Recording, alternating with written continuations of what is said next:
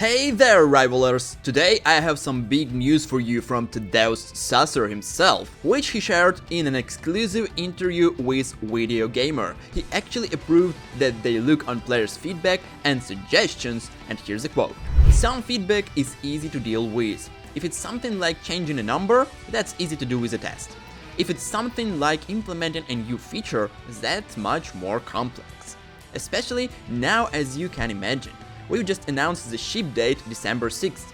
We're racing to get everything done, so some of the feedback may take longer to implement. But we love the feedback, we take it all in, Sasser said. Sometimes a map doesn't work out. Maybe a hero doesn't fit into the game balance or narrative, and we've had to cut them.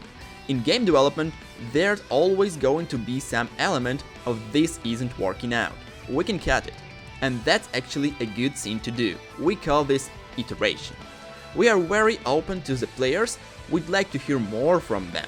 2 days ago we had a Discord livestream directly connected to players, we received a lot of feedback and figured out what they wanted. Then we created a future plan to implement that.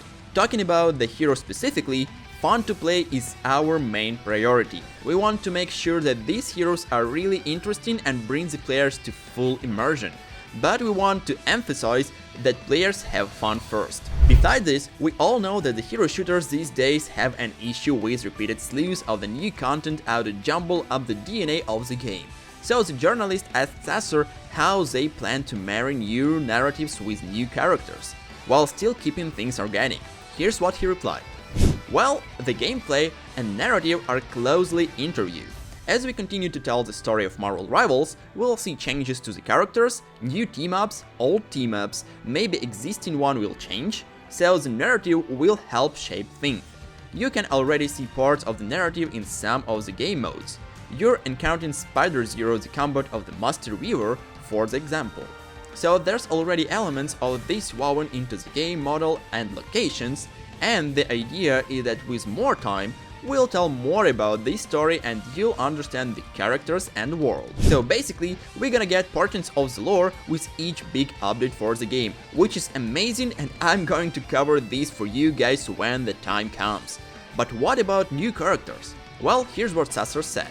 So, the general strategy with this is that we like 2/3 or 3/4 of fun favorites, the ones that everyone is excited and want to see. Then, we'll throw you the curveballs like Jeff the Land Shark, one of our personal favorites, he's so cool.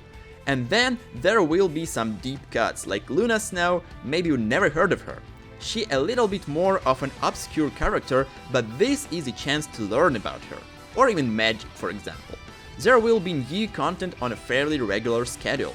We'll have a roadmap in the future, but we're still keeping in the clothes vested for now. Honestly guys, I'm looking forward to see what we're gonna get and what unpopular characters will go to the game. Besides this, the journalist asked John Fan, combat designer of the Marvel Rivals, about the balance, and here's what he said. Our top priority for that is to make the hero the hero. After the beta, we'll then start balancing the heroes. We want to make each hero unique, but simultaneously there is no rank and we want to make each hero balanced. After the closed beta test, the results showed us that some heroes were a little bit powerful, others were too weak. We are going to balance according to that. As a combat designer, I want to make every character fun to play, but of course, everyone loves Jeff. I think this is a really big deal, because the devs approved that they see that some heroes are a bit weak, and I'm pretty sure they're talking about Namor, Hulk, and other heroes, maybe even Penny Parker, because these heroes have a really low pick rate and really low impact in the game sometimes, comparing to Venom or, for example, Iron Man. Also, we have a pretty big issues with the multiplayer games, and it's cheaters.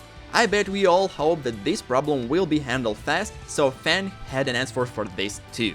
So talking about anti-cheat, of course it's very important for a fair gaming environment for all players. So at NetEase we have a very good operation team to work on this. We have a report system from the player side, we go ahead and verify it, and if it's true, those players are swiftly banned. During the closed beta test, there were players cheating. We banned them immediately. There are multiple programs, all going at the moment. As we get further into the development cycle, we'll choose one. So overall, we have a really good news for the game, which are really huge and makes the game even better. It seems developers take all things seriously. Anyway, tell me your thoughts about this news. What is the most important thing to you that you want to see in the game? Tell me in the comments.